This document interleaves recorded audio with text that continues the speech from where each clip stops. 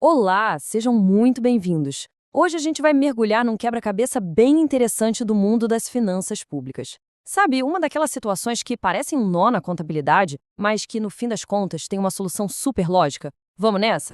Pensem comigo. O ano fiscal terminou, os livros estão fechados, tudo certo. E aí, de repente, aparece uma dívida daquele período, uma dívida legítima. E agora, como é que se resolve isso? Pois essa é a pergunta central que a gente vai responder, e a resposta, olha, revela muito sobre como a administração pública realmente funciona no dia a dia. Para a gente entender bem o desafio, vamos partir de um cenário bem prático, sabe? Uma situação real que acontece com frequência na gestão pública. Então, aqui está o nosso dilema. Existe uma dívida. O fornecedor tem o direito de receber. Só que o orçamento do ano em que a dívida nasceu, 2024, já era. Tá lacrado, não dá mais para mexer. Aquele dinheiro, em tese, não tá mais lá. E aí, como fica? O fornecedor fica sem receber? Bom, a boa notícia é que a lei não só já previa esse tipo de situação, como também oferece duas ferramentas bem específicas para o governo conseguir resolver esse impasse e, claro, honrar suas obrigações. E os dois caminhos possíveis são esses aqui: os restos a pagar, ou simplesmente RP, e as despesas de exercícios anteriores, a famosa DA. Os nomes podem soar um pouco complicados, eu sei, mas a lógica por trás de cada um é bem diferente. E entender essa diferença é o pulo do gato. E é aqui que a nossa análise vira quase uma investigação. A gente precisa encontrar a pista crucial, aquele detalhe que vai dizer sem sombra de dúvida se o caminho a seguir é o dos RP ou o caminho da DEA. E pode acreditar, essa pista muda tudo. E a resposta para todo esse mistério, gente, está numa única palavra. Um conceito que é a base da contabilidade pública aqui no Brasil: o empenho. É ele que vai dar as cartas nesse jogo. O que é o empenho, afinal? Pensem nele como o primeiro passo de qualquer gasto do governo. É uma promessa oficial. Antes de qualquer coisa, a administração precisa ir lá e criar essa reserva formal, esse compromisso de que o dinheiro existe e está guardadinho para um fim específico. E isso nos leva aos três estágios que são obrigatórios para qualquer despesa pública. Primeiro, o empenho, que é a reserva do dinheiro. Depois vem a liquidação, que nada mais é do que a checagem para ver se o serviço foi mesmo prestado, se o produto foi entregue direitinho. E só aí, no final, vem o pagamento.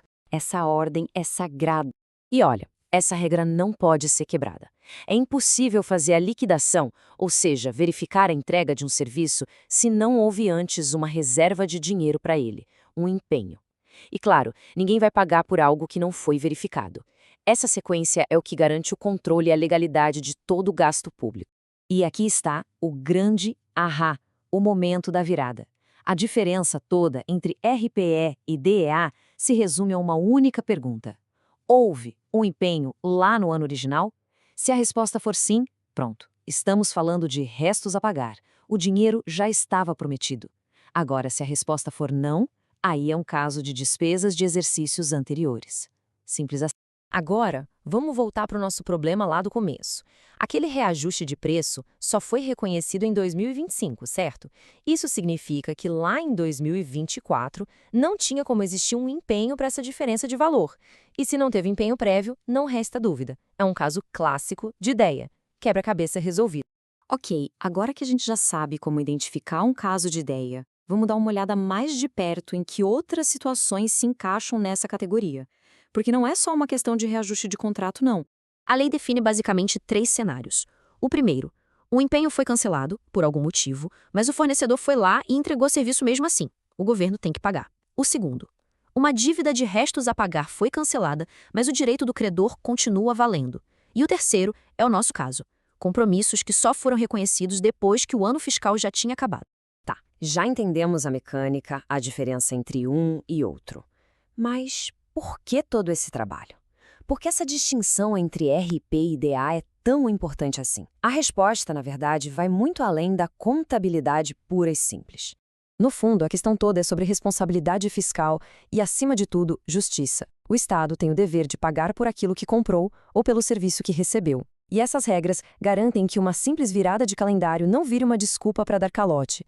Sem essa segurança, a confiança entre o governo e quem fornece para ele iria para o espaço. Essa frase resume perfeitamente o lado ético da coisa. Se o fornecedor fez a parte dele, entregou o que prometeu, O Estado não pode simplesmente se beneficiar daquilo sem pagar. Seria um enriquecimento ilícito, né? Esses mecanismos, como a DEA, existem justamente para evitar esse tipo de injustiça. Resumindo a ópera, esse sistema, que parece complicado à primeira vista, traz benefícios muito claros. Ele garante que cada despesa seja registrada no orçamento certo, aumenta a transparência e cria um controle bem mais rígido sobre como o dinheiro público é usado. No fim das contas, isso significa uma gestão mais responsável e um registro histórico claro das finanças do governo. E, para fechar, fica aqui uma reflexão. Regras como essa, a distinção entre RP e DA, podem parecer só um detalhe técnico, burocrático, mas, na verdade, elas são um dos pilares da confiança que a gente tem no setor público. Quando o sistema funciona e garante que as contas sejam pagas de forma justa e transparente, isso fortalece a credibilidade do governo como um todo. É algo importante para a gente pensar. Até a próxima!